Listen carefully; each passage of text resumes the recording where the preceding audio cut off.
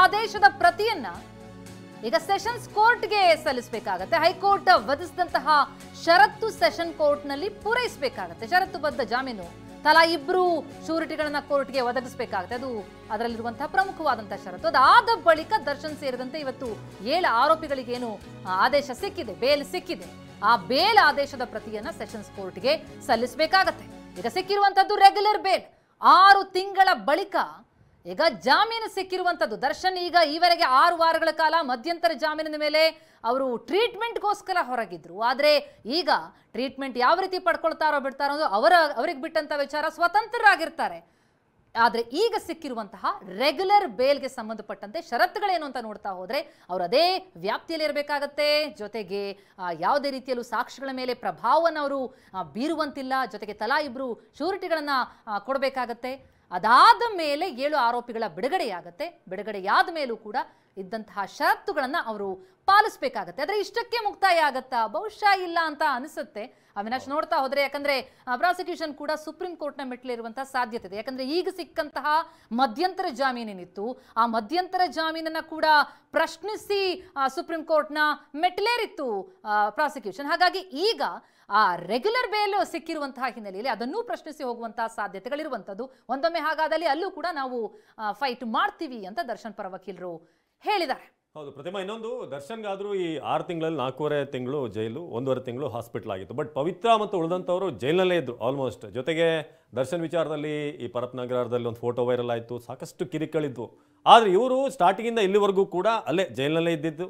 So 6 ತಿಂಗಳ ನಂತರ ಪವಿತ್ರ ಗೌಡ ಮತ್ತು ಉಳಿದಂಥವರಿಗೆ ಈಗ ಜಾಮೀನು ಸಿಗ್ತಾ ಇರೋದು ದೊಡ್ಡ ರಿಲೀಫ್ ಅವರಿಗೆ.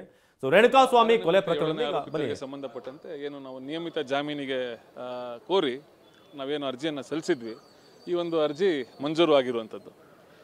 ನೋಡಿ, ಮೊದಲನೇದಾಗಿ ಈ ಆರೋಪಿಗಳು ಅಂದರೆ 6ನೇ ಮತ್ತು 7ನೇ ಆರೋಪಿಗಳ ಮೇಲೆ ಬರ್ತಿರ್ತಕ್ಕಂಥ ಆರೋಪಗಳು ಏನಂದರೆ, ಅಭಿಯೋಜನೆ ಆರೋಪ ಏನಂದರೆ, ಇವರು ಮೊದಲನೇದಾಗಿ ಅಪಹರಣದಲ್ಲಿ ಭಾಗಿಯಾಗಿರ್ತಾರೆ. ಎರಡನೇ ಆರೋಪ ಏನಂದರೆ, ಈ ಮೃತನ ಮೇಲೆ ಏನು ಹಲ್ಲೆ ನಡೆದಿದೆ ಅಂತ ಹೇಳ್ತಾರೆ, ಆ ಹಲ್ಲೆಯಲ್ಲೂ ಕೂಡ ಇವರು ಭಾಗಿಯಾಗಿರ್ತಾರೆ ಅಂತ.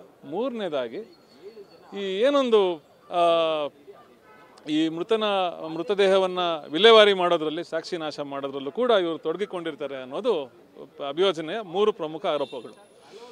ನೋಡಿ, ಈ ಒಂದು ಪ್ರಕರಣ ಸಾಂದರ್ಭಿಕ ಸಾಕ್ಷಿಗಳನ್ನು ಒಳಗೊಂಡಂತೆ ಈ ಐ ವಿಟ್ನೆಸಸ್, ಪ್ರತ್ಯಕ್ಷ ಸಾಕ್ಷಿಗಳನ್ನು ಕೂಡ ಈ ಒಂದು ಪ್ರಕರಣದಲ್ಲಿ ಅಭಿಯೋಜನೆ ತೋರಿಸಿರುವಂಥದ್ದು. 2 ಪ್ರಮುಖ ಪ್ರತ್ಯಕ್ಷ ಸಾಕ್ಷಿಗಳು. ನೋಡಿ, 2 ಪ್ರಮುಖ ಪ್ರತ್ಯಕ್ಷ ಸಾಕ್ಷಿಗಳು ಏನಿದ್ರು, ಇವರ ಒಂದು ಹೇಳಿಕೆಗಳನ್ನು ಅಥವಾ ಇವರ ಒಂದು ವಿಚಾರಣೆಯನ್ನು ಪೊಲೀಸ್ನವರು ಬಹಳ ನಿಧಾನಗತಿಯಲ್ಲಿ, ಅಂದರೆ 10 ದಿನಗಳ ನಂತರ ಪಡೆದುಕೊಳ್ಳುವಂಥದ್ದು. ಇದು ಎಲ್ಲೋ ಅಭಿಯೋಜನೆಗೆ ಒಂದು ಬಹಳಷ್ಟು ಒಂದು ಹಿಂದೇಟಾಗಿರುವಂಥದ್ದು ಅಂತ ಹೇಳ್ಬೋದು. ಎರಡನೇದಾಗಿ ಹಾಗೂ ಬಹುಮುಖ್ಯವಾಗಿ, ಈ ಹಲ್ಲೆ ನಡೆದಂತಹ ಸ್ಥಳ ಏನಿದೆ, ಆ ಸ್ಥಳದಲ್ಲಿ ನನ್ನ ಕಕ್ಷಿದಾರರ ಇರುವಿಕೆ ಎಲ್ಲೂ ಕೂಡ ಕಂಡು ಬರೋದಿಲ್ಲ. ಟವರ್ ಲೊಕೇಶನ್ನಲ್ಲಿ, ಇದು ಪೊಲೀಸ್ನವರೇ ಸಲ್ಲಿಸಿರುವಂತಹ ಒಂದು ಟವರ್ ಲೊಕೇಶನ್. ಇದನ್ನು ನೀವು ಎನ್ಕ್ಯಾಚ್ ಮಾಡ್ಕೊಳ್ರಿ ಅಂತ? ಖಂಡಿತ. ಯಾಕೆಂದರೆ ನೋಡಿ, ಪೊಲೀಸ್ನವರೇ ಸಲ್ಲಿಸಿರುವಂಥ ಟವರ್ ಲೊಕೇಶನ್ನಲ್ಲಿ ನನ್ನ ಮೊಬೈಲ್ ಫೋನ್ ಕಂಡು ಬರ್ತಿಲ್ಲ ಅಥವಾ ನನ್ನ ಇರುವಿಕೆ ಅಲ್ಲಿ ಇಲ್ಲ ಅಂತಂದರೆ ನಾನು ಹಲ್ಲೆ ಮಾಡಿರ್ಲಿಕ್ಕೆ ಹೇಗೆ ಸಾಧ್ಯ? ಕೊಲೆ ಪ್ರಕರಣದಲ್ಲಿ ಸಾಮಾನ್ಯವಾಗಿ ಸಾಕ್ಷಿ ನಾಶ ಮಾಡೋದು ಕೂಡ ಗಂಭೀರವಾಗಿರ್ತಕ್ಕಂಥ ಆರೋಪ ಆಗಿರ್ತಕ್ಕಂಥದ್ದು.